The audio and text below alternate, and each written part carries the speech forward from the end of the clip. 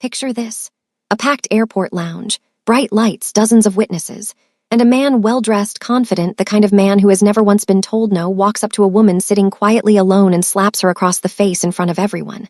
Not an argument, not a confrontation that escalated. He simply walked over, grabbed her wrist, and hit her. Then he fixed his watch, laughed, and walked away like nothing happened. The room went silent.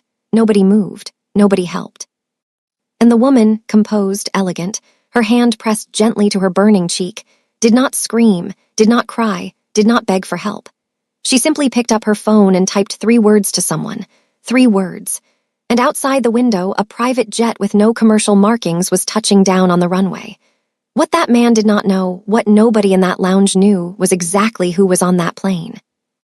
And what was about to happen next would make every single person in that building understand, in a way they would never forget, what it means to strike the wrong woman. Stay with me, because this story goes places you are not expecting. Every chapter carries a new reveal, a new twist, a new layer, and by the time we reach the end, I promise you, your jaw will have dropped more than once. This is my story, and I lived every single word of it. Before we go any further, drop your location in the comments right now. Where are you watching this from? I want to know if we have people from across the world tuning in, because this community is growing and I love seeing where you all are. And if you are not subscribed yet, hit that subscribe button right now and turn on your notifications. You do not want to miss a single chapter of what comes next. Some people walk into your life quietly. Others walk in at exactly the right moment, just in time to witness the worst thing anyone has ever done to you, and just powerful enough to make sure it becomes the last thing that person ever does carelessly.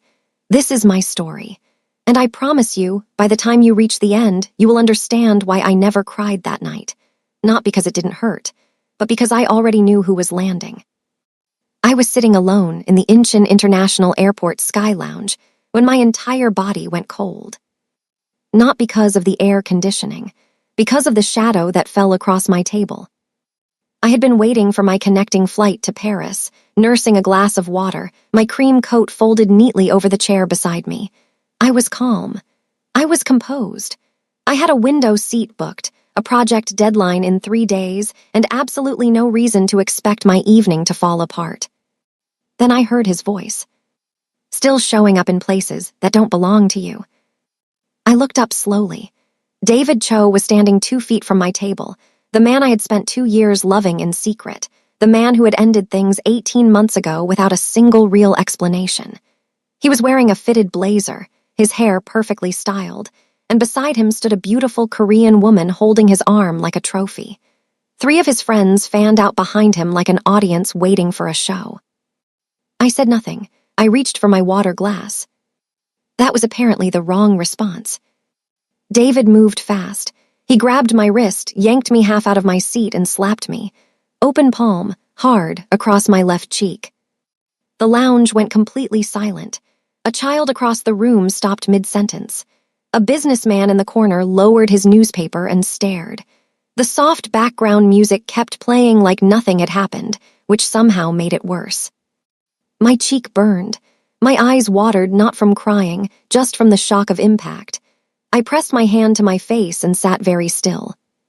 David straightened up, adjusted his watch, and said to his girlfriend with a small laugh, "That's what happens when someone doesn't understand their place." Then he walked to the VIP section, like he owned the building. Nobody in that lounge moved to help me. The staff hovered near the service desk, looking at their shoes. I sat there with my hand on my cheek, completely still, for almost 30 seconds. Then my phone buzzed on the table. I looked down at the screen, my lips parted slightly, and I typed back 3 words, "Land safely, baby."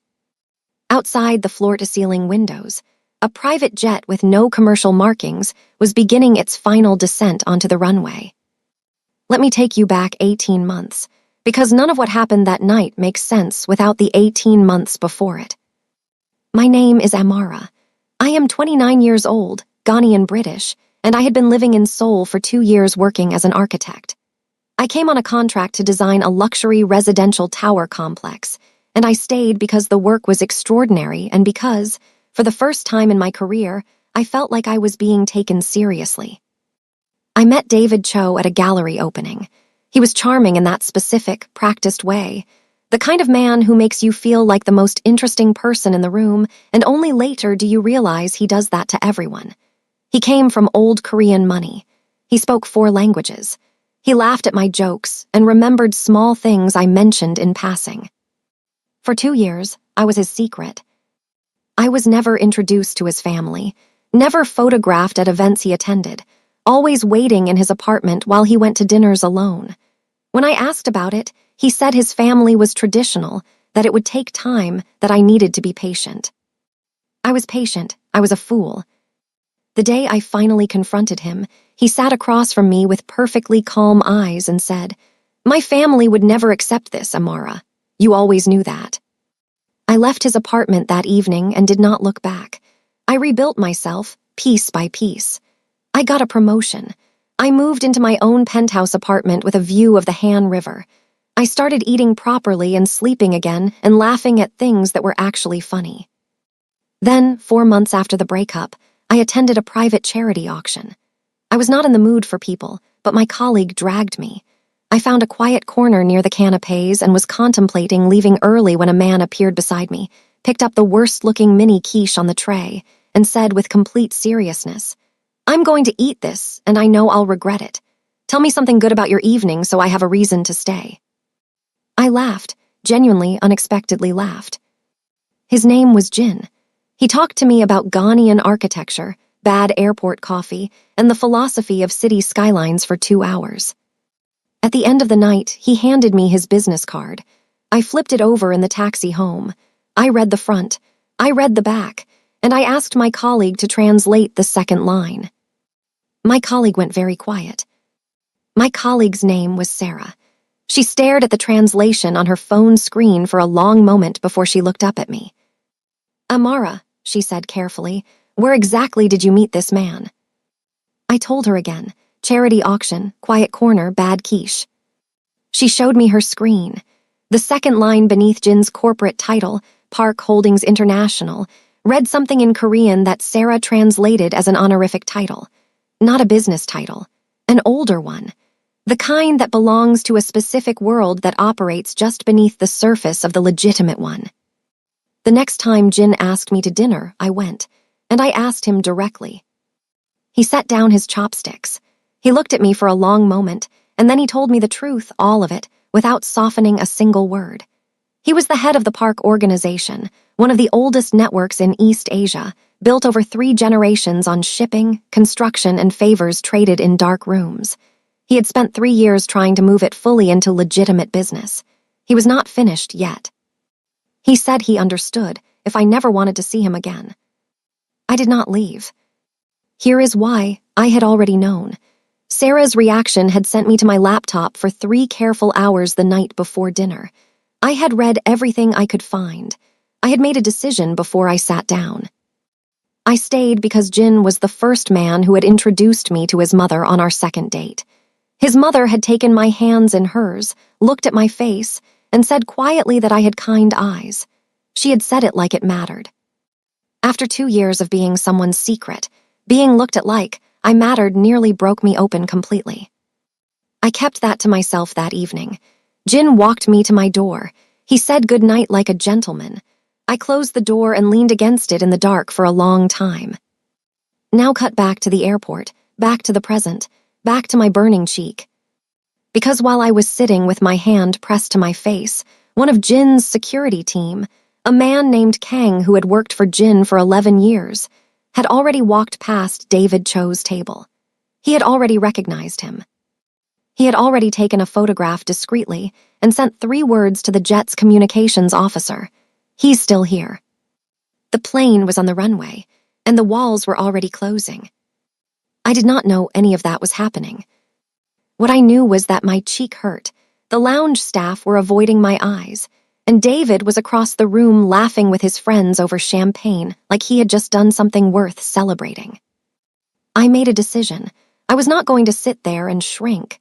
I straightened my back, signaled to the nearest attendant, and asked to speak with the lounge manager. The manager came over. He was a slim man in his 40s with nervous hands. He listened to me explain what had happened. He looked at my cheek. He looked across the room at David.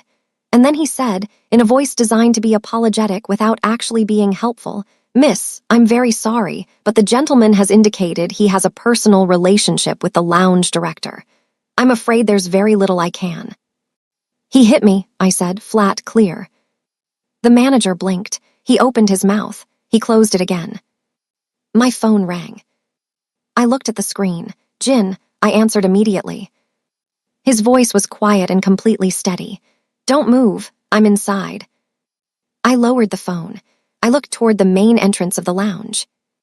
And there he was. Jin walked in the way pressure changes before a storm, not dramatically, not loudly, but in a way that made the air in the room feel different. He was in a dark suit, no tie, and he crossed the entire floor at a calm and measured pace. Two men followed him at exactly the right distance, present without hovering, still without being stiff. His eyes found my face first. I watched them move to my cheek. I watched something settle in his jaw, not anger, exactly. Something quieter and more permanent than anger. He sat down across from me.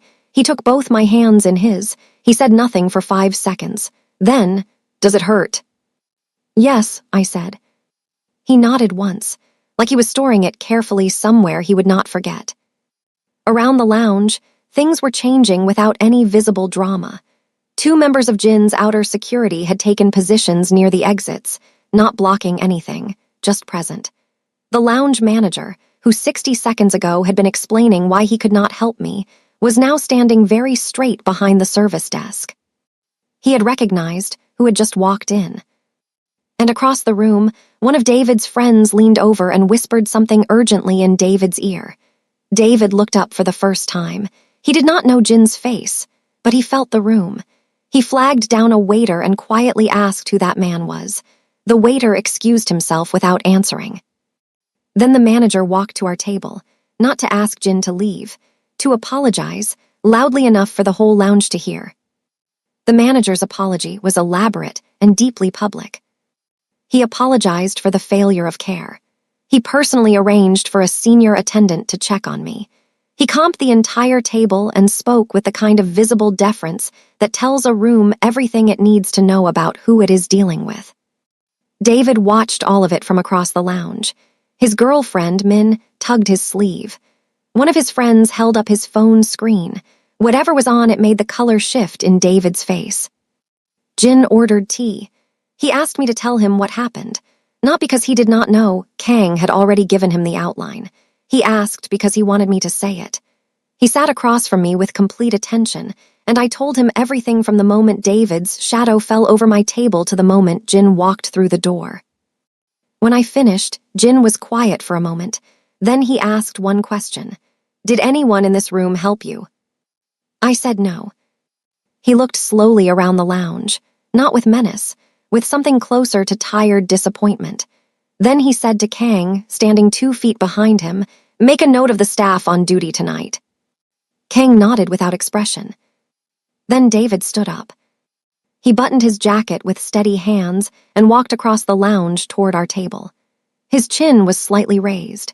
His face wore the expression of a man who has decided that the best way out of a situation is to own it through sheer confidence. He stopped at the edge of our table.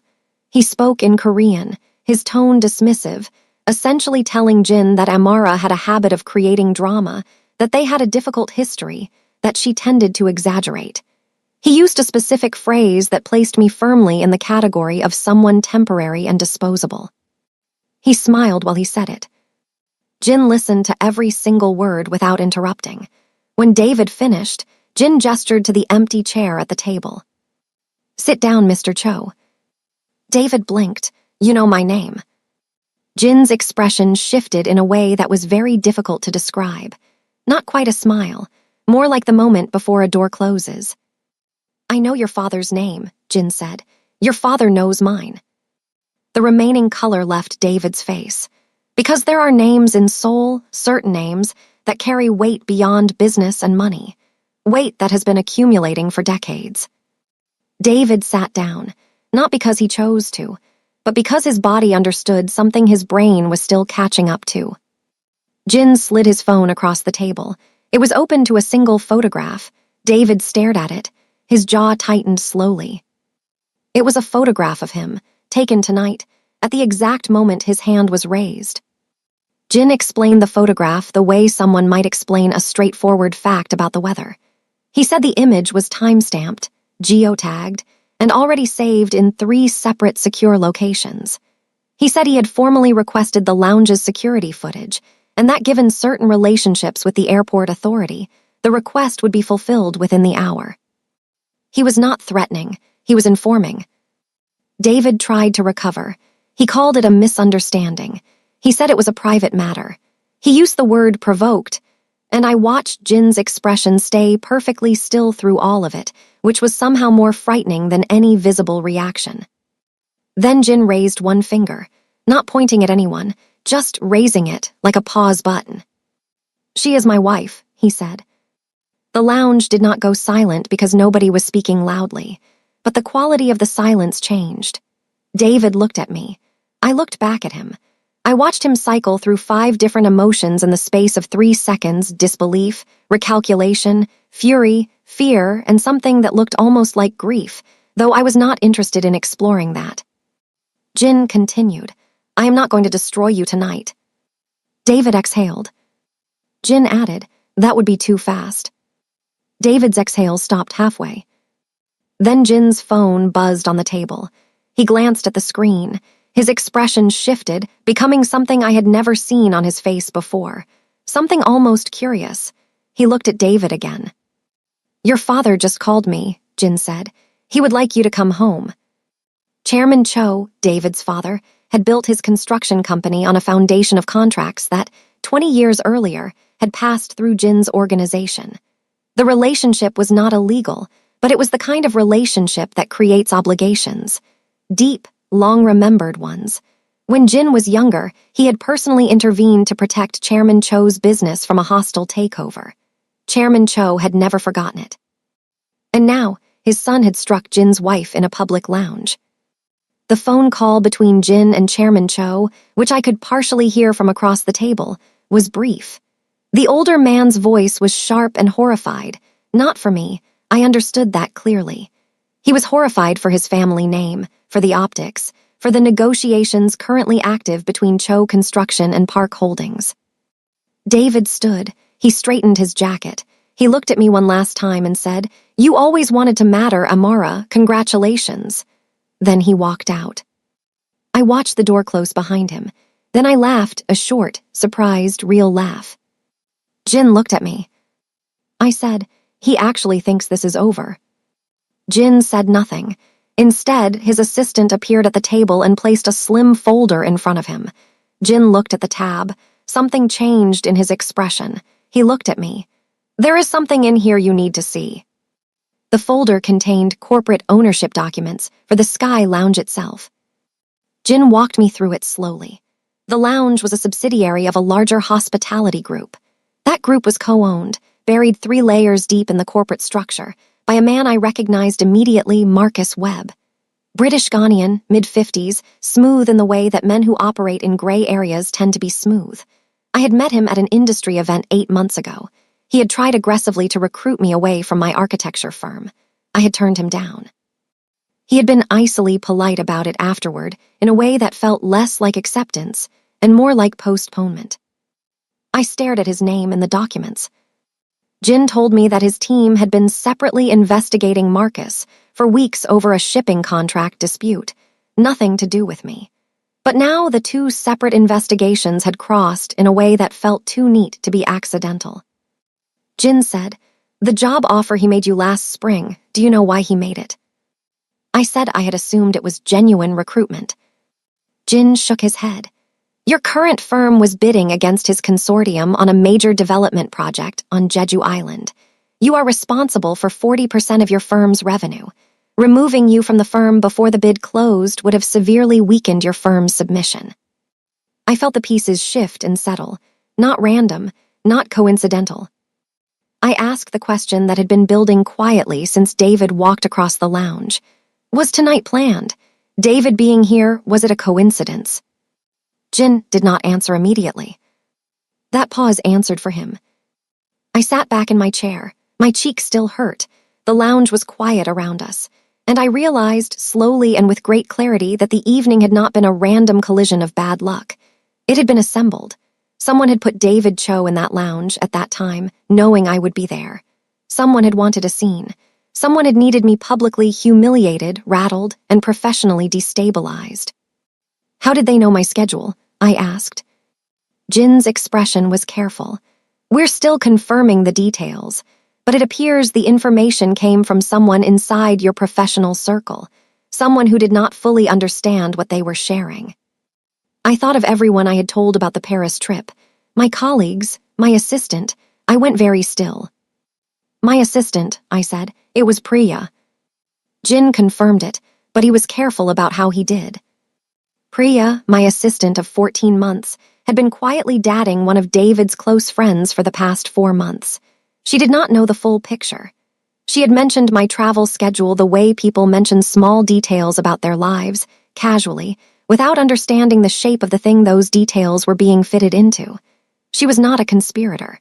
She was a thread that someone else had pulled. I sat with that for a moment. I was not angry at Priya.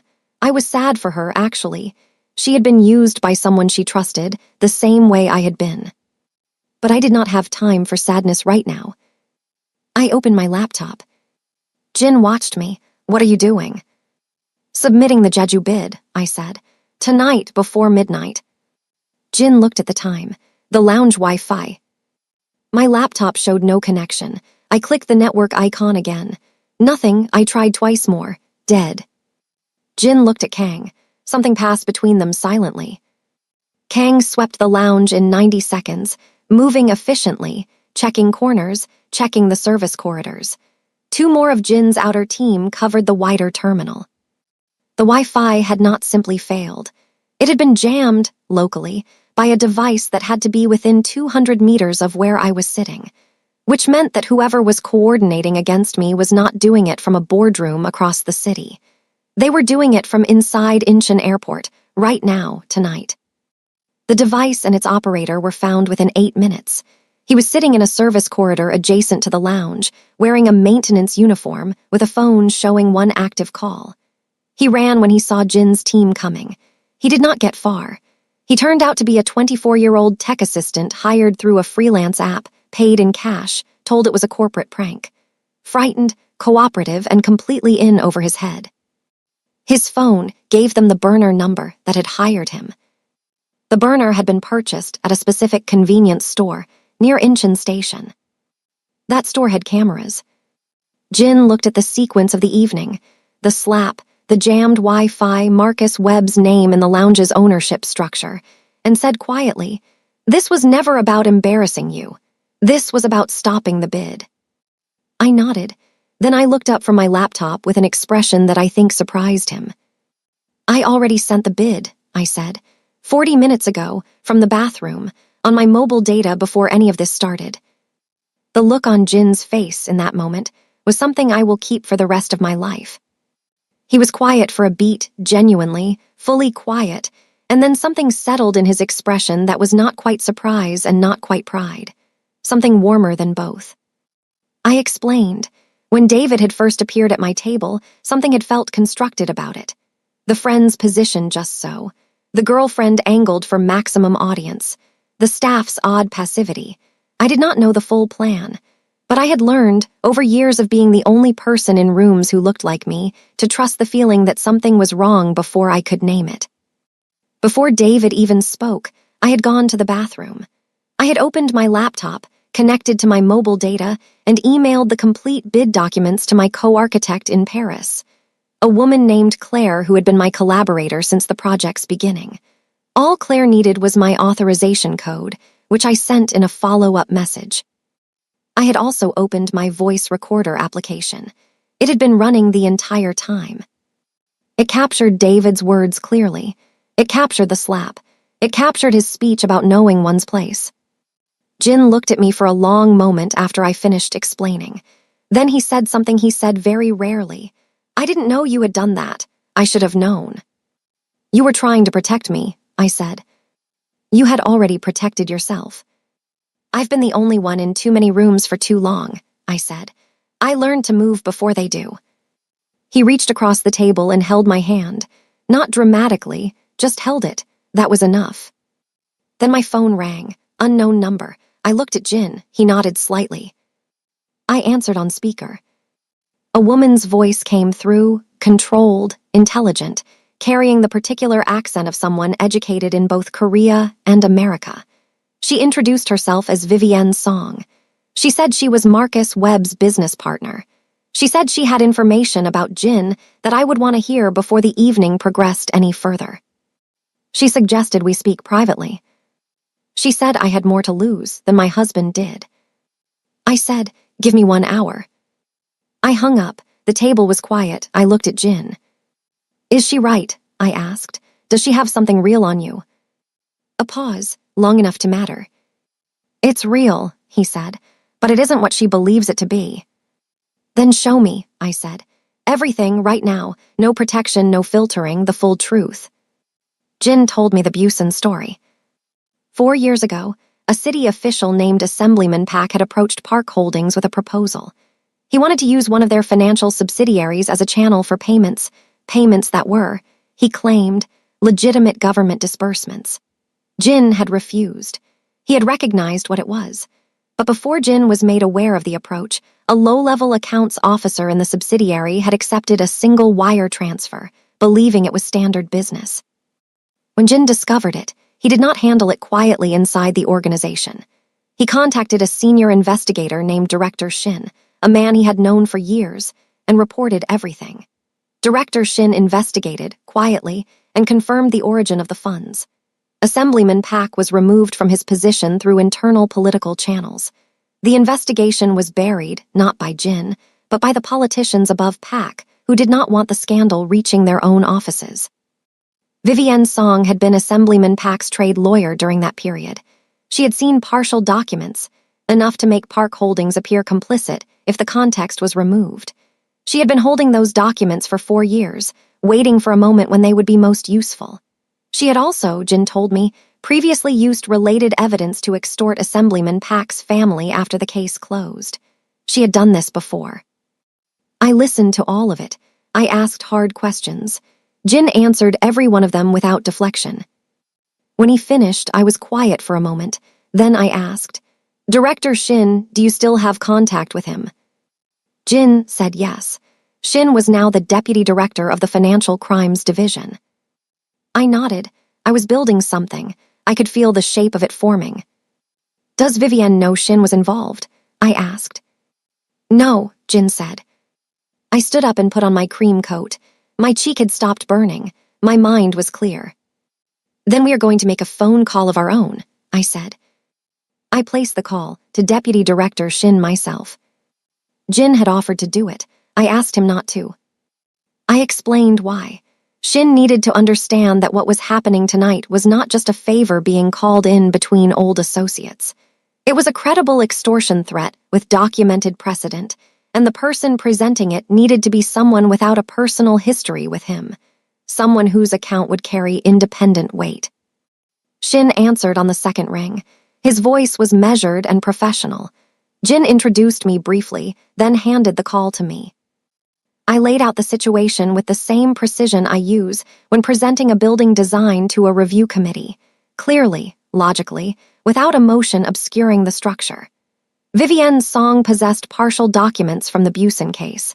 She intended to release them tonight to derail a legitimate business bid. If Shin issued a formal certified statement clarifying the case timeline and establishing Park Holdings as a reporting party rather than a conspirator, the documents lost their destructive context. Shin was quiet for a long time. Then he said, "She extorted the Pak family after the case closed. 2 payments over 14 months. We chose not to pursue it because reopening the case would have exposed the political cover-up." Which meant she had done this before. Which meant there were other victims. Which meant Shin had been waiting for a clean reason to act. "This is a clean reason," I said. Another silence. Then, "I'll have a certified statement prepared by 6 in the morning." We thanked him and ended the call. And then Kang appeared quietly at Jin's shoulder with a message. Vivienne Song was not calling from a hotel room or a city office. She was in the airport. She had flown in from Tokyo 2 hours earlier and was currently in the business lounge on the upper level. She had come in person. That was wrong. That meant she had expected tonight to require her physical presence. She had expected to close something here, tonight, in this building. A deal she needed a signature for, something that required her being in the room.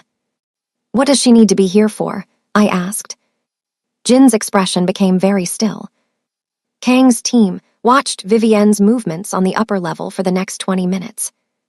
In that time, she met with 2 people. The first was Marcus Webb, who had arrived on a separate flight from London 3 hours earlier. The second was a man I recognized from his professional photograph, a man named Gregory Han, who was a senior partner at my architecture firm.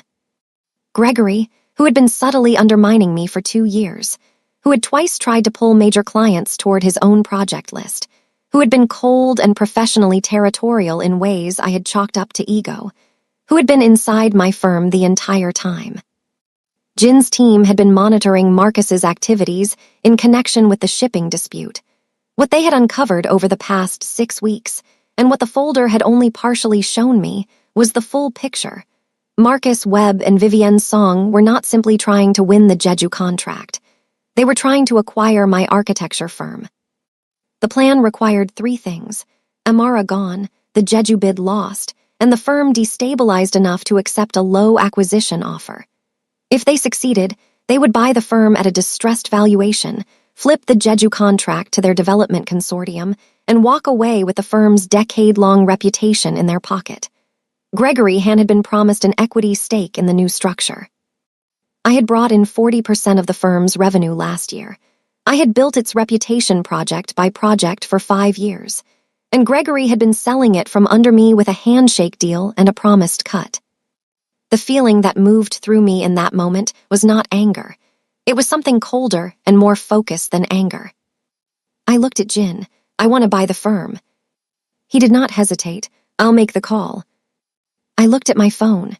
Then I found Gregory Han's contact, pressed call, and when he answered with a careful, perfectly ordinary hello, I kept my voice completely warm.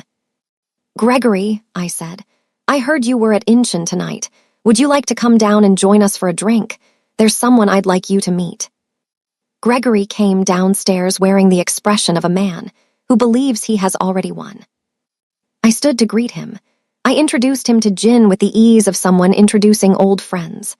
I watched his face in the fraction of a second between hearing the name Park and assembling a response, watched the recognition move through his eyes, watched him recalibrate behind a polished smile. He sat. I ordered wine. I talked about the Jeju bid warmly, in the way of someone who is very proud of the team's work and full of optimism about the outcome. I asked Gregory what he thought our chances were. He answered generously, even enthusiastically. Every word was being recorded on my phone. Jin's legal team was also listening live on a secondary line. I let the conversation breathe for a few minutes.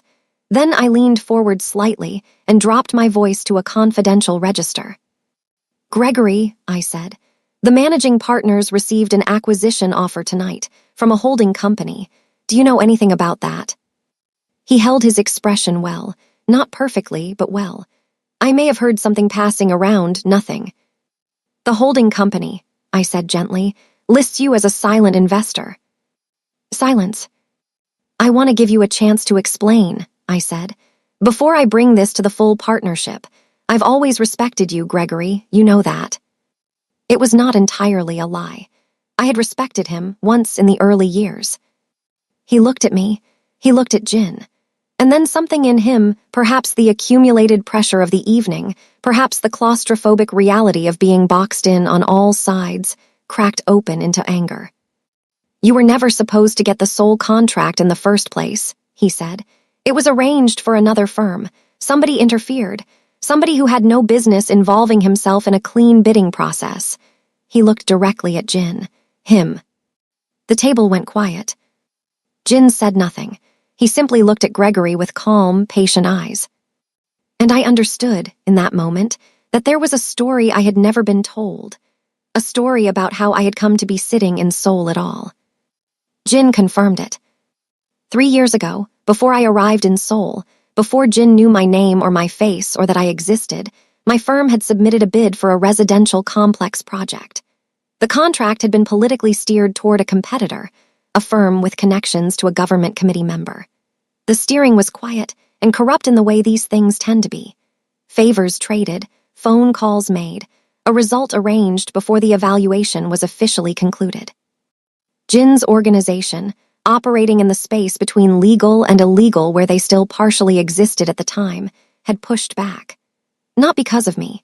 Because the competitor firm had a documented history of cutting corners on labor conditions that Jin found personally unacceptable. He had neutralized the corruption in the bidding process, not to help anyone in particular, but because the corruption offended something in him. My firm won the contract fairly. I won my position on merit. He had never told me because by the time he connected the architect whose work he had admired in a briefing report to the woman laughing at his bad quiche joke at a charity auction, the telling of it would have looked like manipulation, like leverage, like something he was holding. So he held his silence instead, which was a different kind of error, and one he had thought about. Gregory Hand sat across the table listening to this, and understood with complete clarity that his argument, that I was elevated by connections, that my success was constructed rather than earned, had just been destroyed by the very person he was using to make it. Jin looked at Gregory calmly. My legal team is on the line. You have one opportunity to cooperate fully, which I recommend. Gregory's polished surface had dissolved completely. He looked old and cornered and diminished. Then Jin's phone buzzed. He looked at the screen. He went very still in a way I had not seen all evening, not the controlled stillness of a man exercising patience, but the genuine stillness of a man caught off guard. Vivienne's song is not upstairs, Kang said from behind him.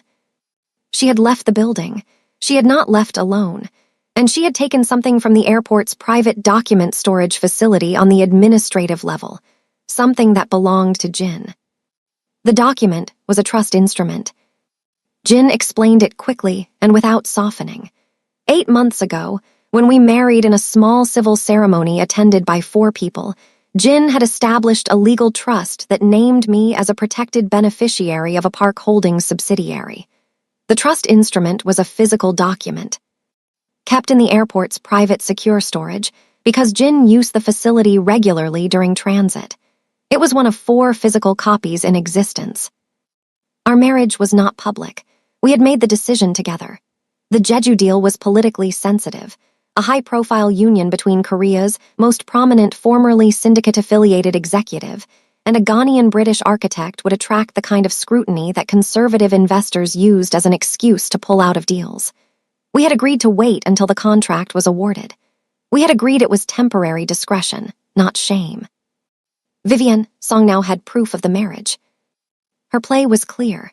She would leak it, frame it as Jin using me as a business proxy to obtain the Jeju contract through a politically connected marriage, triggering a conflict of interest review that would kill the contract regardless of merit. It was clean. It was devastating. It was the kind of move that does not require anything illegal, just the right information delivered to the right journalist at the right moment. Jin turned to me, and for the first time all evening, he looked, not defeated, but honest in a way that went deeper than strategy or calm. I am sorry, he said. I should have announced our marriage when we decided to marry. I made you quiet for different reasons than he did, but I still made you quiet. That was wrong. I looked at him across the table. I thought about David's words, you always wanted to matter. I thought about Jin's mother holding my hands and saying I had kind eyes.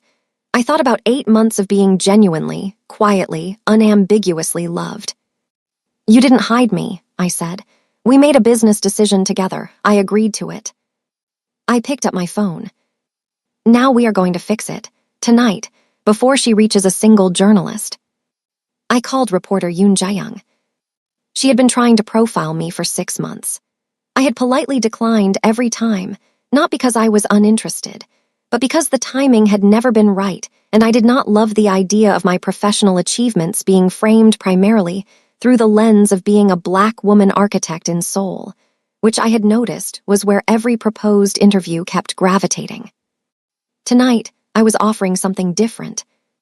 I told her I had an exclusive, not soft and profile-shaped, hard and documented, corporate sabotage of a major development bid, an extortion scheme with a paper trail, audio evidence of a public assault, and a personal story that connected all of it. She said she could be at Incheon within 40 minutes. She was there in 32. The interview was conducted right there in the Sky Lounge, Jin beside me, the lounge quiet around us past midnight, the floor-to-ceiling windows showing the runway outside. Reporter Yoon was sharp and fast and did not ask a single soft question. I appreciated that enormously. I released the audio recording of David's assault. I provided the corporate document trail connecting Marcus Webb and Vivienne's song to the bid sabotage and the attempted firm acquisition. I walked through the Wi-Fi jamming, the hired technician, the chain of coordination. And then, at the end, I looked directly at reporter Yoon's phone camera. "My husband flew in tonight to make sure I was all right," I said. "We have been married for 8 months. I am very proud of that." I reached over and took Jin's hand on the table. Jin, who I had watched stay completely composed through everything the evening had delivered, through David's arrogance, through Gregory's betrayal, through Vivienne's threats, looked at our joined hands for a moment. Then he looked at me, and for just 1 second, something in his face came fully undone and reassembled. The article was live at 1:47 in the morning. By 3 a.m., it was the most read piece on every major Korean business platform. Vivienne's song, sitting in an airport car trying to determine her next move, opened her phone. She read the article once, then she read it again, then she made a phone call. She called David Cho. David had been home for 2 hours, sitting in his father's study, absorbing the quiet and devastating weight of Chairman Cho's disappointment. His father had not raised his voice. He had not needed to. He had simply said, with the kind of stillness that only comes from great control over great fury, "You let a woman use you to harm Jin Park's wife. In public. You have put your hand on a woman and shamed this family in a way I cannot undo with a phone call." David's phone showed him the article. His name was in the second paragraph. The audio file was embedded. Anyone who clicked play would hear his voice clearly. Vivienne called, while he was still staring at the screen. She told him to stay silent, to let the family lawyers absorb it, to say nothing publicly. David looked at his father across the desk. Then he hung up on Vivienne. He sat for another minute. He thought about what he had done in that lounge, not the slap as a legal or reputational problem, but the slap as an action performed by a person he had been. He thought about 2 years of keeping someone wonderful in a box because he lacked the courage to say out loud that he was in love with her. He thought about what that cowardice had ultimately produced. He found Jin's number in his phone. Jin answered on the first ring. David spoke for 11 minutes. He told Jin everything.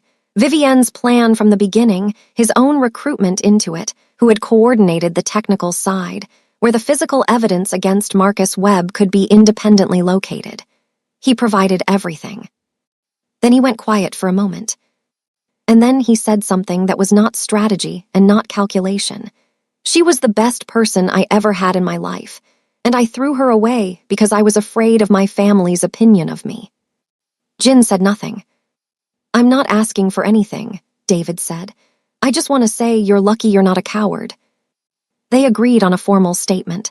David said yes to everything. After Jin relayed the call to me, including the last part, which he almost did not share, but did because he had promised me no more omissions, I was quiet for a long moment. "Does it change how you feel about what he did tonight?" I asked. "No," Jin said. "Good," I said. "Me neither." I paused. "But thank you for telling me."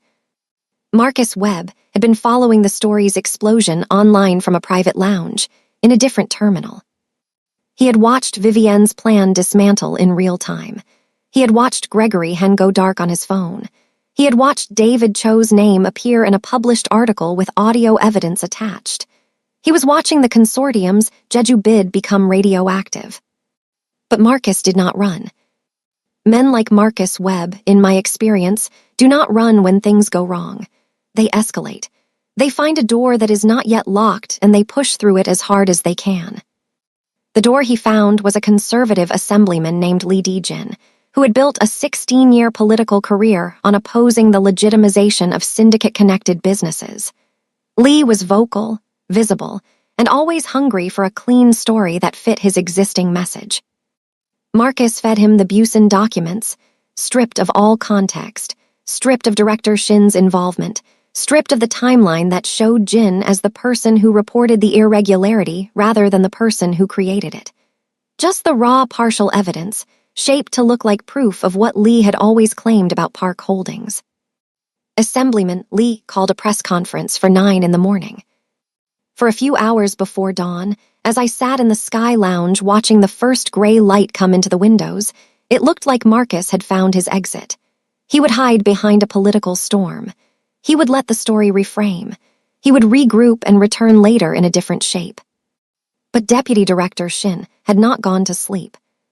His formal certified statement, documenting the full Busan timeline, establishing Jin's reporting role, and for the first time placing Vivienne Song's prior extortion of the Pak family on the official record, dropped on the Financial Crimes Division's public portal at 6 a.m.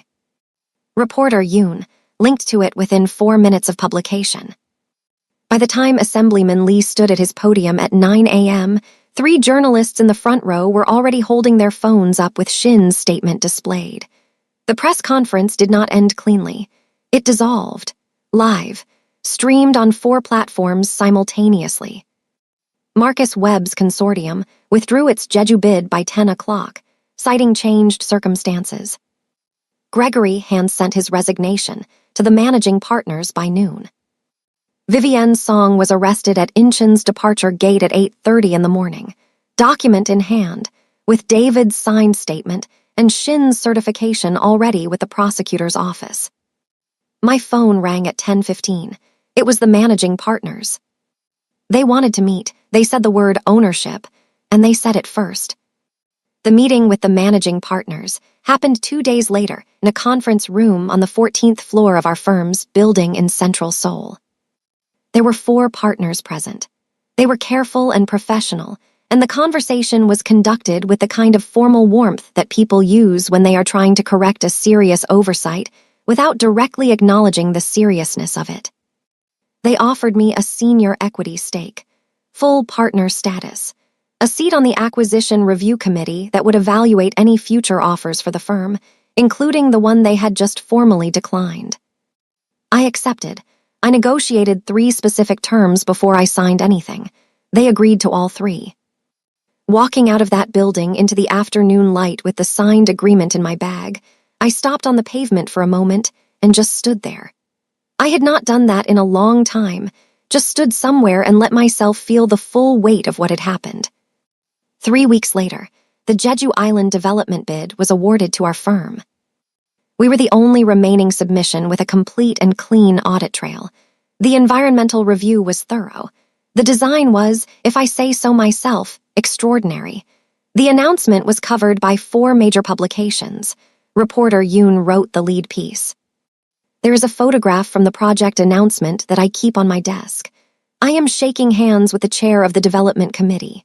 My back is straight, my expression is calm, and I am looking directly at the camera the way someone looks at a camera when they have absolutely nothing to prove. Jin is standing 2 feet behind me, slightly to the left. His hands are in his pockets. He is not looking at the camera. He is looking at me with the expression of someone watching something they admire. And there is the smallest, most private smile on his face, the kind that is not for the room, only for the person he is watching. I did not notice it until I looked at the photograph later. I sent it to his phone with a message. I told you to stop. He replied, I didn't stop. I put the phone down and smiled at the ceiling. In the weeks that followed, I thought often about the shape of what had happened, not just the events themselves, but the patterns inside them. I thought about how the same story can be constructed differently depending on where you place the beginning. If you begin it in that lounge, the night a man raised his hand and brought it across my face, It looks like a story about humiliation and rescue. The woman wronged and the powerful husband arriving to right it. That is not the story. The story begins much earlier, in 2 years of being someone's hidden thing, of learning to move quietly through rooms where I was not fully acknowledged, in the discipline that experience built in me, in the careful, unglamorous work of rebuilding myself afterward, not because someone was watching, but because I was. The story begins with a charity auction and a terrible quiche, and a man who introduced me to his mother as someone important. The story begins with me, in a bathroom stall, 30 seconds after a man I once loved sat down across from me with performance in his eyes, sending a bid document to Paris on my mobile data, because my instincts told me the evening was constructed. I was not waiting to be saved that night. I was executing, and Jin, when he walked through that door, was not arriving to rescue me. He was arriving to stand beside someone who had already handled it. There is a difference. It matters enormously. I tell Priya this story, edited for the parts that are mine to keep private, over dinner 3 weeks after the airport. She had found out about her role from Jin's team, gently, carefully, with full acknowledgement that she was not at fault. She sat across from me at dinner and cried for 20 minutes. I let her cry. I refilled her glass. Then I told her she was not the first person to have a detail extracted by someone they trusted, and she would not be the last, and the correct response was not guilt but awareness. She nodded a lot. She apologized anyway several more times. I told her to stop. She is still my assistant. She is excellent. She is now, if anything, more protective of my schedule than a security detail. I do not think about David Cho very often. When I do, it is not with anger. It is with something closer to pity, a clean, brief pity, not the kind that lingers. He had something extraordinary and he was afraid of what people would say. That is an ordinary tragedy and the world is full of them. Jin and I had breakfast on the Sunday after the Jeju announcement. He made coffee, badly, as always. I told him it was terrible. He agreed, as always. We sat by the window overlooking the city and talked about the next project and what I wanted the year to look like. It was, start to finish, a completely ordinary morning. It was the best kind of morning there is. I want to tell you something about the night in the lounge that I have not said yet. When David's hand came across my face and the room went silent, there was a moment, maybe 3 or 4 seconds, where the old Amara rose up. The Amara who had spent 2 years making herself smaller to fit into a space someone else had defined for her. The Amara who had been patient and understanding and quietly devastated. That version of me recognized the blow and absorbed it the way she had always absorbed things, folded it in, kept the exterior smooth. And then she sat back down inside me, because I was not her anymore. I pressed my hand to my cheek. I breathed. I looked around that lounge at the faces carefully looking away, at the staff near the service desk finding reasons to be elsewhere, at David settling into the VIP section with the satisfaction of a man who expects no consequence. And I thought, not this time. I did not think it dramatically. I did not need to. It was simply a fact, the way architectural load-bearing principles are facts, not exciting, just true and structural and important. The bid was sent. The recording was running. My husband was landing. Everything else was detail. I tell this part of the story carefully because I think it is the most important part, more important than the confrontations and the documents and the arrests and the equity stake. It is important because the victory of that evening did not begin when Jin walked through the door. It began in a bathroom stall with a laptop and a mobile data connection, and a woman who had learned, through considerable pain, to trust herself completely. That is the thing no one can take from you. Not a slap, not a conspiracy, not 2 years of being kept secret by someone too cowardly to love you in the open. You can try to destabilize a person. You can jam their Wi-Fi. You can put their name in the newspapers for the wrong reasons. You can raise your hand in a public room and expect them to shrink. But you cannot reach inside someone and remove what they have built in themselves. That is the one thing that is genuinely, structurally, permanently theirs. I know this because someone tried. And by 1:47 in the morning, I was still standing. The article was live, and my husband was holding my hand in an airport lounge. 6 months after the airport, I was standing on the Jeju Island construction site for the first time. The ground had just been cleared. The foundation surveys were complete. My design, 3 years of thinking and revising and arguing with physics and light, was about to become something you could stand inside, something that would exist in the physical world long after I was gone. Jin came with me that day, which surprised me slightly. He is not, generally, a man who comes to places without a reason. He does not accompany people to things for the social warmth of accompanying them. He is present when he intends to be present and absent when he intends to be absent, and there is never any ambiguity about which is happening. I asked him why he was there. He looked at the cleared site, at the boundary markers, at the sea beyond it.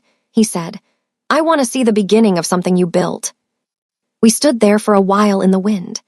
I showed him where the main residential structure would stand, where the light would come in at the northern corner in the early morning, why I had oriented the communal spaces the way I had.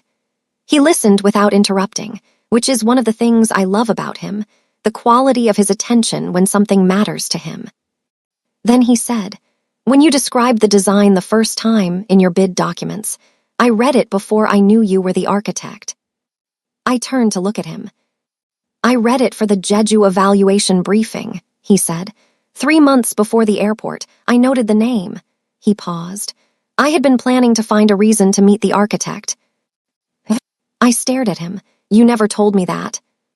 "I was uncertain," he said, "whether it would seem like I was claiming credit for a coincidence." I looked at the site. I looked at the sea. I thought about the long, strange, painful, extraordinary road that had led from a gallery opening in Seoul to a charity auction quiche to an airport lounge to this piece of cleared ground on an island. Then I laughed, genuinely, unexpectedly, the way I had laughed that first night over the bad quiche. "Jin," I said, "you are the most ridiculous man." He smiled. It reached his eyes. We stayed until the light changed. There is a voice memo on my phone from the night after the airport. I recorded it at 4 a.m, sitting by the window in the Sky Lounge while Jin handled paperwork with his legal team at another table, and Kang stood guard in the corridor with the steady patience of someone who has stood in corridors for 11 years. The lounge was quiet. The city outside was dark and then slowly not dark. I pressed record and just talked, not for any audience, just to hear myself say the things out loud that I needed to say out loud. I talked about David, and what it had felt like to be hidden, and what it had felt like when the relationship ended, and I realized the grief was not just about losing him, but about the 2 years I had spent making myself acceptable to a room I was never actually invited into. I talked about building my career in Seoul, project by project, in a city where I was frequently the only person who looked like me in the professional spaces I occupied, and how that had taught me to be prepared in ways that other people did not have to be prepared. I talked about Jin, about how frightening it had been at the beginning to trust someone again, not because of who Jin was, but because of what had been done to that trust before, about how he had been patient with that without making me feel like a project. And then I said something I want to share here, because I think it is the most useful thing I know. I said, "The right person does not ask you to make yourself smaller to fit into their life. They build a life that is big enough for who you actually are. And when someone tries to reduce you, when someone raises their hand in a public room because they need you diminished, the best thing you can do is simply refuse to be diminished. Not loudly, not dramatically, just structurally, from the inside." I stopped the recording at 4:42 in the morning. Jin appeared at my shoulder with a cup of tea. "You should sleep," he said. "In a minute," I said. I looked at the recording on my screen. At some point I thought I would know what to do with it. I think this is what to do with it. I am writing this from our apartment in Seoul, 11 months after the night at Incheon. The Jeju project is 12% into construction, on schedule, and more beautiful in its early physical stages than I dared imagine when it was still lines on a screen. My firm is stable and growing. I have a partner's office now with a window that looks directly south, which I specifically negotiated. Marcus Webb entered a plea agreement in connection with extortion and corporate espionage charges 7 months ago. He is currently engaged in a very expensive legal process with a very uncertain outcome. His consortium was dissolved. Vivienne Song contested the charges for 3 months before the weight of Shin's documentation and David's testimony made the contest impractical. Her case is ongoing, but her ability to operate professionally has been effectively ended. The families she previously extorted have been notified and provided with Shin's formal statement for use in their own legal remedies. Gregory Han did not face criminal charges. His conduct, while deeply disloyal, fell within a civil rather than criminal framework. He is no longer in architecture. I do not know what he does now, and I have not tried to find out. David Cho gave his full statement. His cooperation was noted by the prosecutor's office. His family's legal team negotiated an arrangement regarding the assault charge, not dismissed, but handled in a way that involved significant consequences and a formal public acknowledgement. I did not oppose the arrangement. I did not support it either. I was not asked, and I was content not to be asked. Chairman Cho issued a personal written apology to me. It was formal and correct, and I read it once and filed it and have not thought about it again. Jin and I announced our marriage publicly 6 months ago. It was covered briefly by the business press, a paragraph, a photograph, the basic facts. It was not dramatic. We did not need it to be dramatic. We knew what it was. His mother visited last month.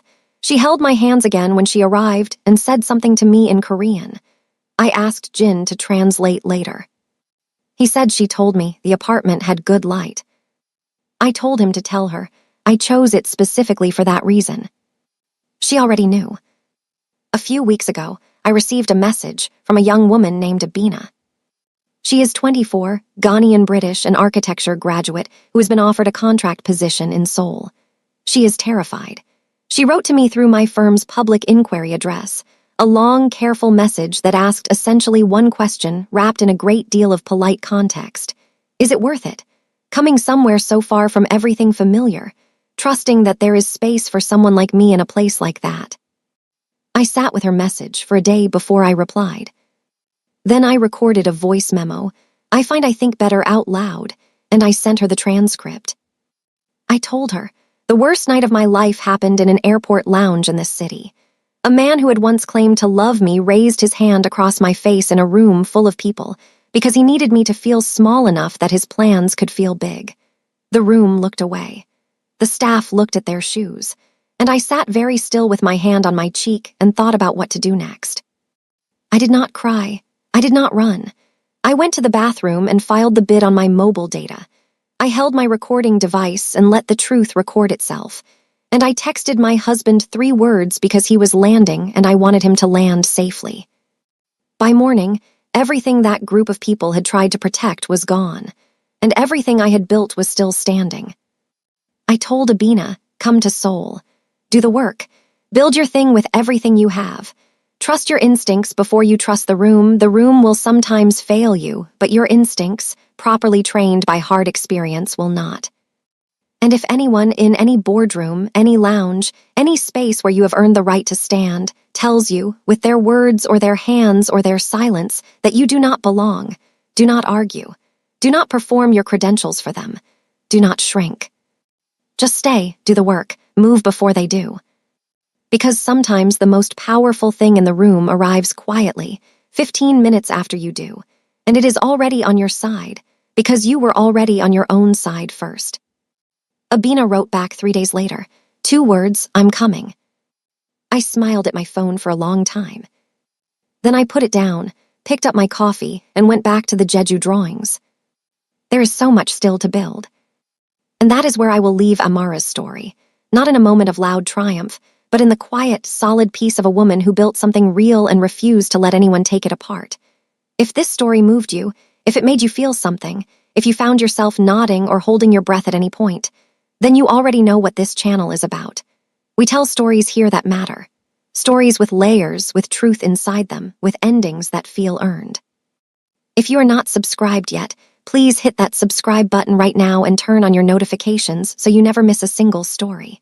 And before you go, drop a comment below and tell me where in the world you are watching this from. I read every single one. Whether you are watching from Lagos or London, Seoul or New York, Accra or Toronto, let me know you were here. Because every one of you being here is the reason these stories get told. See you in the next one.